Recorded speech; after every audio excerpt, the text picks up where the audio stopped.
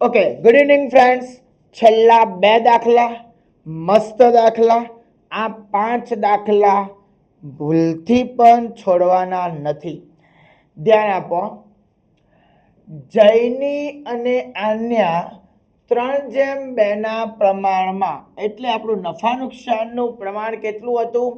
3:2 ના પ્રમાણમાં નફો નુકસાન વેચી લેતા તારીખ 31/3/2016 ના રોજનો પાકો સરવૈયા આપણને આપી દીધું છે.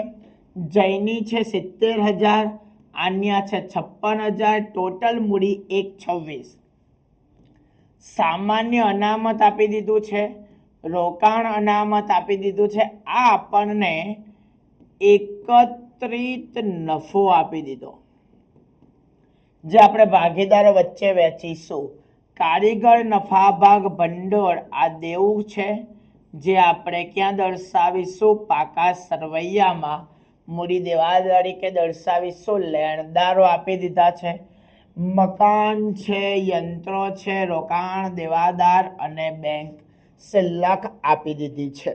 ઓકે, તારીખ 1/4/16 ના રોજ તેમણે પ્રિયંકાને નીચેની શરતોથી નવા ભાગીદાર તરીકે દાખલ કરી.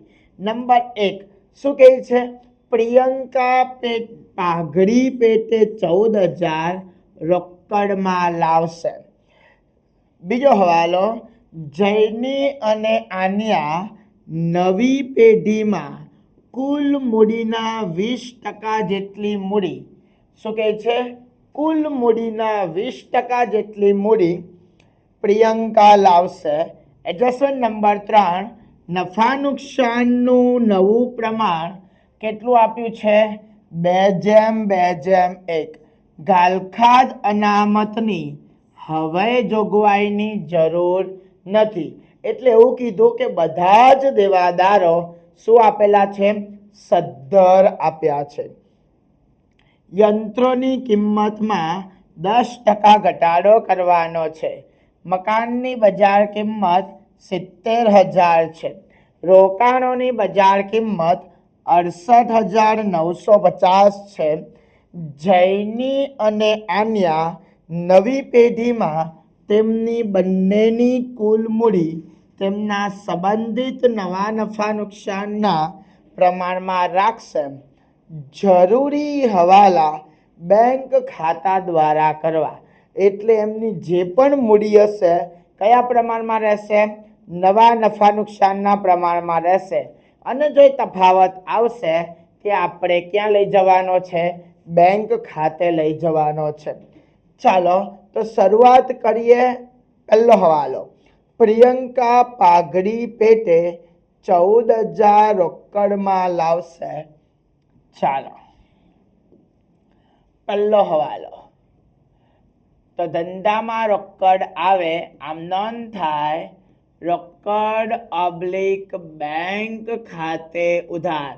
કોણ લાવે છે? તમારી પ્રિયંકા. પ્રિયંકા ખાતે ઉધાર કેટલા? 14,000 રૂપિયાની વાત છે. કેટલા? 14,000. પણ આપણે જે ભૂલી ગયા તે શું હતું? અહીંયા શણગારવાનું રહી ગયું છે. જયની, આન્યા અને પ્રિયંકા. શ્રીમતી જયની અને આન્યાની પેઢીનું તારીખ 31/3/16 ના રોજ પૂરા થતા વર્ષનું શું બનાવવાનું છે? પુનઃ મૂલ્યાંકન ખાતું.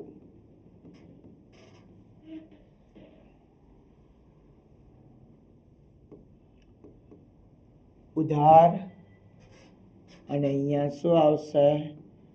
જમા. ત્યારબાદ અહીંયા આવશે વિગત, રકમ, આઉટર રકમ, વિગત ઇનર રકમ, આઉટર રકમ. ચાલો ત્યારબાદ આ તમારા અસ્થિર મૂડી ખાતા.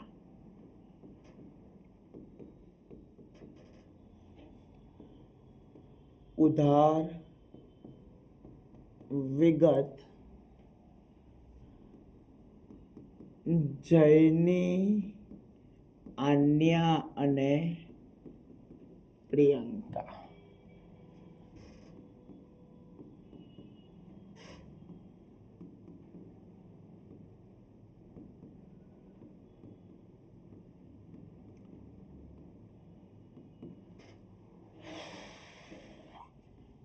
ચાલો ત્યારબાદ રોકડ ઓબ્લિક બેંક ખાતું. એમાં ડાબી બાજુ લખાશે ઉધાર, જમણી બાજુ લખાશે જમા.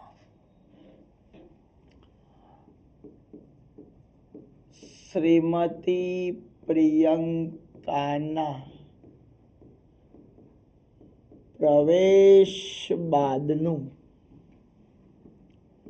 તારીખ 31/3/2016 ના રોજનું પાકું સરવૈયું. અહીંયા લખાશે મૂડી દેવા.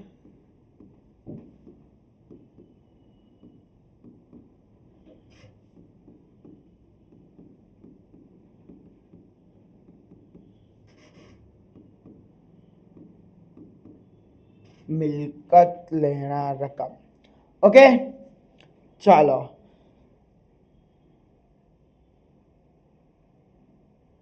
તો સૌથી પહેલું કામ લખવાનું છે બાકી 70,000 અને 56,000. ચાલો લખીએ. બા તમને આગળ લાવ્યા. જૈનીની બા છે 70,000, આન્યાની બા છે 56,000. ચાલો ત્યારબાદ બેંકમાં આપ્યા છે 39,200. રોકડ ખાતાની ઉધાર બાજુ બાકી આગળ લાવ્યા 39,200. ચાલો એના પછી પહેલો હવાલો, પ્રિયંકા પાઘડી પહેરે રોકડ ઓબ્લિક બેંક ખાતે ઉધાર પ્રિયંકાના મૂડી ખાતે કેટલા? 14,000.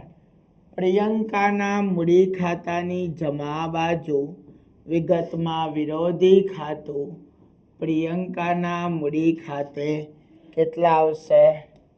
14,000. ચાલો જયની, જો આવી ભૂલ થાય, શું કીધું છે?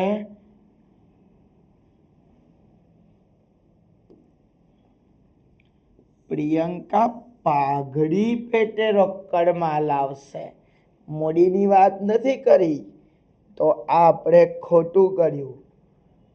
ચાલો તો અહીંયા સુધારવું પડશે.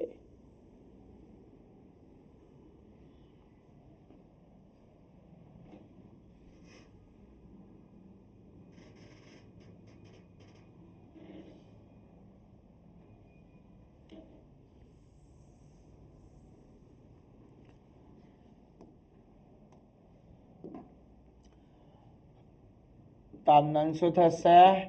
રોકડ ઓબ્લિક બેંક ખાતે ઉધાર તે પાઘડીના પ્રીમિયમ ખાતે કેટલા?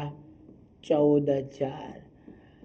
જ્યારે ભાગીદાર રોકડ સ્વરૂપમાં પાઘડી લાવે તો એ આપણે કયા ખાતે દર્શાવીશું?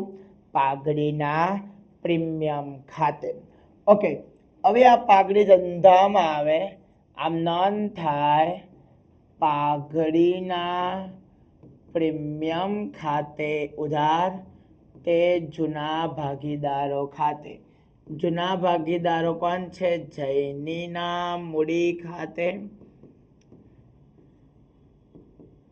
આન્યાના મૂડી ખાતે. ચાલો તો આપણે આ 14,000 ને વેચવાના છે. સર કયા પ્રમાણમાં વેચાશે? ત્યાગના પ્રમાણમાં. ત્યાગનું પ્રમાણ આપેલું છે.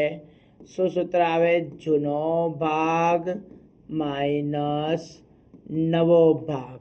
તો પહેલો ભાગીદાર છે જૈની. ચાલો બંનેના જૂના નવા ભાગ જોઈ લો. 3/2, 2/2/1.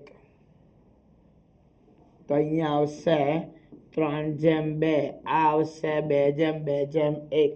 ચાલો જૈની બરાબર 3/5 માઇનસ 2/5 એટલે 1/5. ત્યારબાદ Anya 2/5 minus 2/5 that's mean 0. Okay, તો 0 નો જવાબ એટલે કે આ તટસ્થ ભાગીદાર છે. આને કોઈ ત્યાગ થતો નથી. તો આવા સંજોગોમાં શું કરવાનું? બધી જ રકમ આપણે કોને આપી દેવાની છે? જૈનીને આપી દેવાની. કેટલી? 14,000 રૂપિયા. ચાલો તો હવે ખાતામાં ખતાવણી. અહીંયા આવશે રોકડ / બેંક ખાતે ઉધાર, તે પાઘડીના પ્રીમિયમ ખાતે. કેટલા? 14,000. અને અહીંયા પાઘડીનું પ્રીમિયમ માત્ર કોને આપવાનું છે? જૈનીને. આન્યાને આપવાનું નથી. ચાલો નફા નુકસાનનું નવું પ્રમાણ 2/2/1 રાખવું. ગાલખાદ અનામતની હવે જરૂર નથી. દાખલામાં દેવાદારો કેટલા આપ્યા છે? 56,000. મિલકત લેણા બાજુ દેવાદાર કેટલા? 56,000 માઇનસ ગાલખાદ અનામત જરૂર નથી એટલે સદ્ધર દેવાદારો 56,000. આપણને પુનઃમૂલ્યાંકન ખાતાની ઉધાર બાજુ અસર આપીશું. ગાલખાદ અનામત નવી માઇનસ જૂની. નવી તો 0, જૂની કેટલી છે? ગાલખાદ અનામત જૂની છે 2800. ચાલો માઇનસ 2800 તમારો આન્સર આવશે. એને આપણે જમા લઈ જશું. કેમ સામે લઈ જશું? કે ઉધાર રકમ અકાઉન્ટન્સીમાં લખાતી નથી. એને ઋણનું ધન કરવા માટે અકાઉન્ટન્સીના નિયમ પ્રમાણે અને વિરુદ્ધ અસર આપવી પડે. હંભેથી લાવ્યા. કેટલા લાવ્યા? હંભેથી 2800 લાવ્યા. ક્લિયર છે? ચાલો આગળ. યંત્રોની કિંમતમાં 10% ઘટાડો કરવો. યંત્રો કેટલા આપ્યા છે? 17,500. ચાલો યંત્રો છે 17,500 માઇનસ ઘટાડો કેટલા ટકા? 10% એટલે 1,750. ચાલો 17,500 માંથી 1,750 બાદ કરો એટલે વધે 15,750. છોકરાઓ 17,500 યંત્રો હતા જે ઘટીને 15,750 થયા. એનો મતલબ 1,750 ઘટાડો થયો એટલે કે નુકસાન થયું. તમારો માલિક દુઃખી થયો. દુઃખી થાય ક્યાં દર્શાવીશું? ઉધાર બાજુ. યંત્રમાં ઘટાડો કેટલો? 1,750. કેટલો? 1,750. ચાલો એના પછી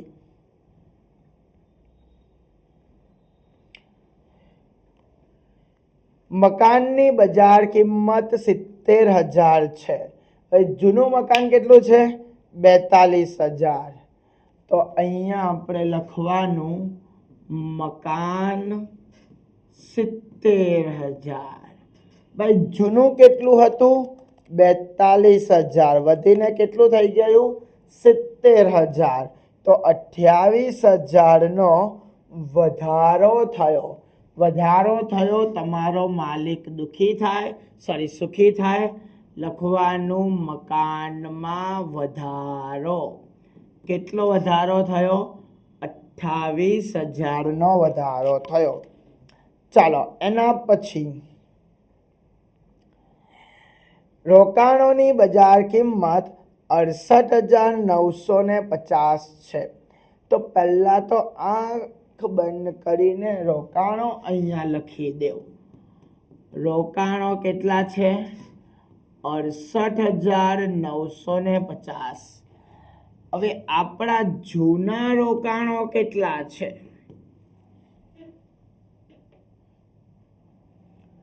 રોકાણો છે 63,000. કેટલા છે?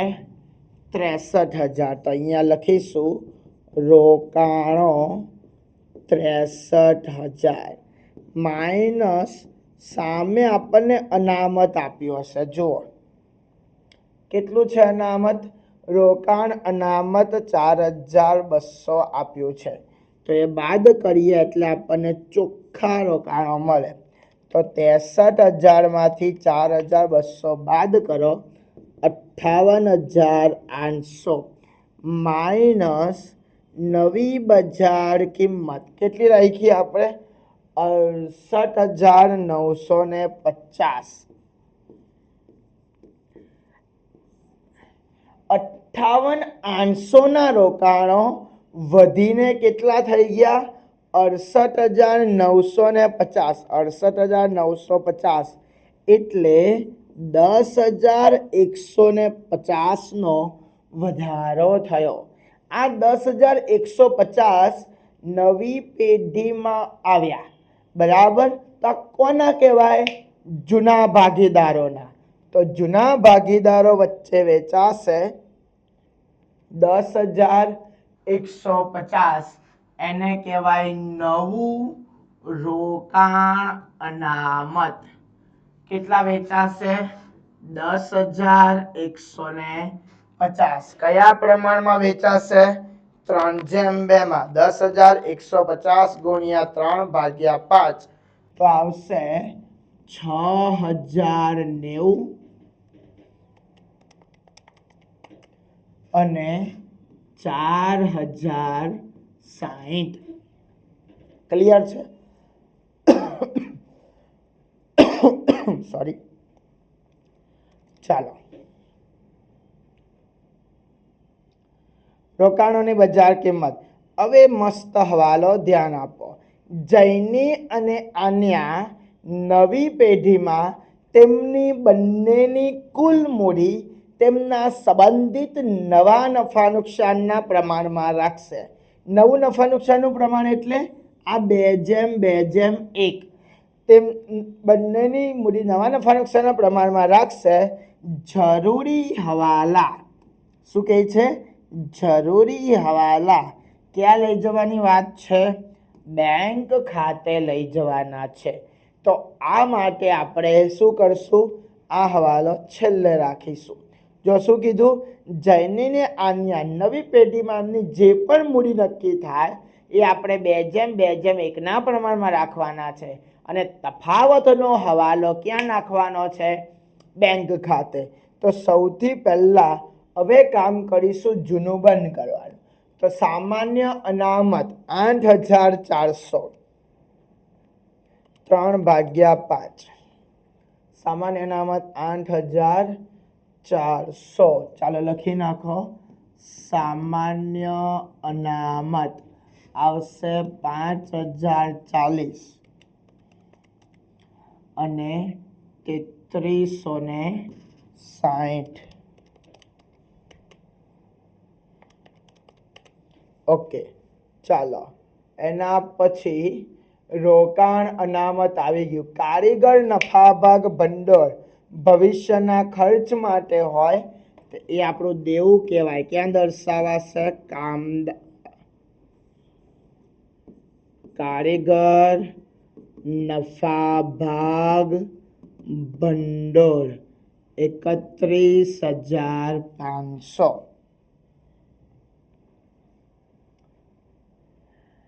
લેણદારો 44,800. લેણદાર 44,800. ચાલો એના પછી પતી ગયું. મકાન આવી ગયું, યંત્રો આવી ગયા, રોકાણ આવી ગયા, દેવાદાર આવી ગયા. ચાલો બધું જ આવી ગયું. ચાલો પતાવો આનું કામ. 28,000 પ્લસ 2800 એટલે 30,800. કેટલા? 30,800. 30,800 માંથી 1750 બાદ કરો તો આવશે 29,050. એ તમારો નફો જે કોની વચ્ચે વેચવાનો છે? જૈની અને આન્યા.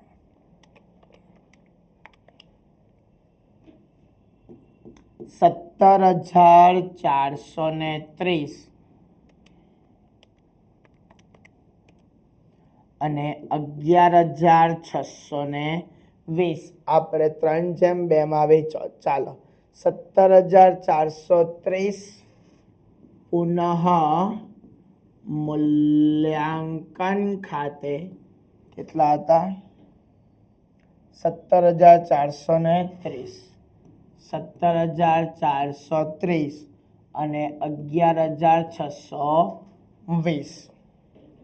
ઓકે, ચાલો આટલું ક્લિયર છે? કોઈને વાંધો ખરી? ઓકે, ચાલો હવે એક જ હવાલો બાકી. જૈને ને આન્યાની નવી પેઢી. ચાલો તો નવી પેઢી નવા નફા નુકસાનના પ્રમાણમાં રહેશે.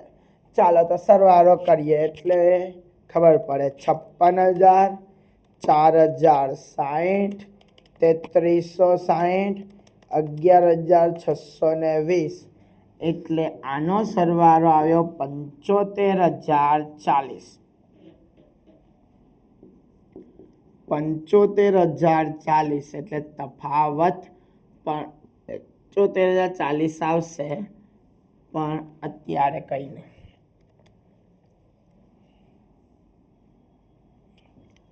ચાલો એના પછી 70,000, 14,000, 6,090, 5,040, 17,430 આવશે 1,12,560. 1,12,560. ઓકે, હવે આપણો હવાલો શું કહે છે કે જૈનીને આન્યા નવી પેઢીમાં બંનેની કુલ મૂડી તેમના સંબંધિત નવા નફા નુકસાનના પ્રમાણમાં રાખશે. એ તો પછીની વાત છે. બીજો હવાલો બાકી. જો શું કહે છે? જૈની અને આન્યાની નવી પેઢીમાં કુલ મૂડીના 20% મૂડી કોણ લાવશે? પ્રિયંકા લાવશે. તો આપણે એનો સરવાળો કરવો પડશે. ચાલો તો અહીંયા આપણે પહેલા પ્રિયંકાની મૂડી શોધવી પડે. તો પ્રિયંકાની મૂડી બરાબર પહેલા જૈનીની મૂડી કેટલી આવી? 1,12,560. આન્યાની મૂડી 75,000 સમથિંગ કંઈક હતું ને, 75,040. 75,040 તો આવશે 1,87,600. આના પરથી આપણે પ્રિયંકાની મૂડી શોધીશું. તો પ્રિયંકાની મૂડી તેમના કુલ સંબંધિત મૂડીના કેટલા ટકા છે છોકરાઓ? 20%. તો જૈનીની મૂડી આવી આપણી પાસે 1,12,560. આન્યાની મૂડી કેટલી આવી? 75,040. તો બંનેની ટોટલ મૂડી મળી ગઈ આપણને 1,87,600, જે કેટલા ટકા છે? 20% છે. તો 1,87,600 ના 20% કરો તો ગુણ્યા 20% એટલે 37,520. કેટલા? 37,520. ધંધામાં રોકડ આવે આમ નોંધ થાય રોકડ ઓબ્લિક બેંક ખાતે ઉધાર તે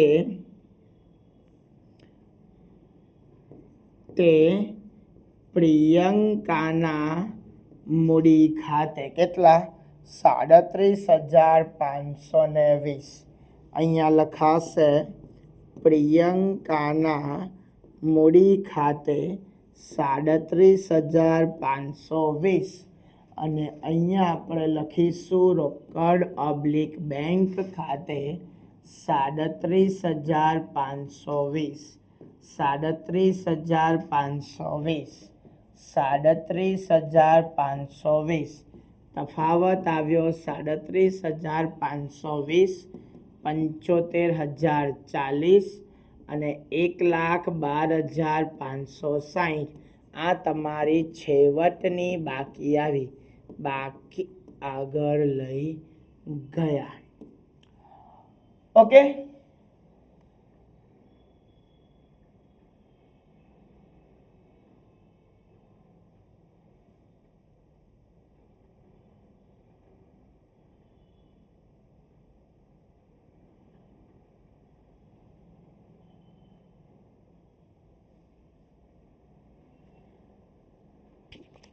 ઓકે ઓકે ઓકે. ધીમા રહેજો, ધીમા રહેજો, ધીમા રહેજો, ધીમા. ઓકે. આ આવ્યા 1,87,600. ધ્યાન આપો, ધ્યાન આપો.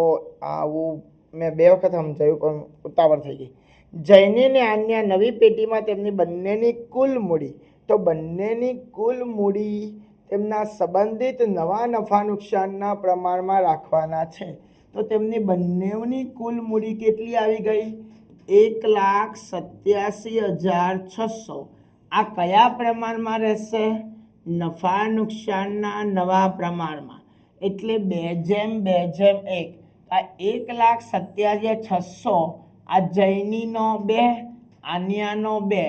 આ બંનેનો છેદ કરીએ તો 1:1 આવે. તો આ બંનેને આપણે સરખા ભાગે વેચતા કેટલા? 93,800 અને 93,800 વધશે. એટલે આપણને છેવટની બાકી કેટલી મળશે છોકરાઓ? 93,800. સોરી, થોડી ઉતાવળ થઈ ગઈ દાખલો ફતાવામાં. 93,800. હવે આપણે ચેક કરવાનું કે કઈ બાજુ સરવાળો વધારે છે. તો 1,12,560 માઇનસ 93,800 એટલે આવશે 18,760. આ તફાવત ક્યાં લઈ જવાનો છે? બેંક ખાતે. ચાલો, એવી જ રીતે અહીંયા વધારે છે 93,800. તો આ 93,800 અહીંયા દર્શાવીશું. 93,800 માઇનસ 75,040 આવશે 18,760. આ ક્યાં જશે? બેંક ખાતે. એટલે અહીંયા રોકડ ઓબ્લિક બેંક ખાતે. ચાલો, તો આ રોકડ ધંધામાં આવશે. કોણ લાવ્યું? આન્યા. આમ નોંધ થાય રોકડ ઓબ્લિક બેંક ખાતે ઉધાર તે આન્યાના મૂડી ખાતે 18,760. આ ચૂકવશે. તો જૈનીના મૂડી ખાતે ઉધાર તે રોકડ ઓબ્લિક બેંક ખાતે જૈનીના મૂડી ખાતે કેટલા? 18,760. ચાલો, રોકડ ખાતું બંધ કરીએ. 39,200 પ્લસ 14,000 પ્લસ 37,520 18,760. તો કેટલા વધ્યા? 1,09,480. 1,09,480 માઇનસ 18,760. તો તફાવત આવશે 90,720. આ ક્યાં દર્શાવવાના? છેવટની બાકીમાં. બાકી આગળ લઈ ગયા. ચાલો તો હવે બધું કામ પૂરું કરીએ. રોકડ / બેંક ખાતે 90,720. ઓકે, ચાલો અહીંયા આવશે મૂડી ખાતા. કોના? જયની અને આન્યા. પહેલા 93,800 અને 37,520. એ કોણ છે? પ્રિયંકા. ચાલો 3 નો સરવાળો કરો. 93,800 અને 37,520 એટલે આવશે 2,25,120. કેટલા? 2,25,120 પ્લસ 31,500 44,500. તો આવશે 3,01,420. ચાલો મિલકત બાજુ ચેક કરીએ. 15,750, 70,000, 68,950, 56,000 અને 90,720 એટલે આવે 3,01,420. હવે માત્ર એક દાખલો બાકી છે, પરંતુ મારું લેપટોપ ટીંગ થઈ રહ્યું છે. આપણે 5 મિનિટનો બ્રેક લઈએ. ત્યાં સુધી હું ચાર્જમાં મૂકી દઉં. ઓકે, ચાલો જોઈ લો. ત્યાં સુધી દાખલા નંબર 19.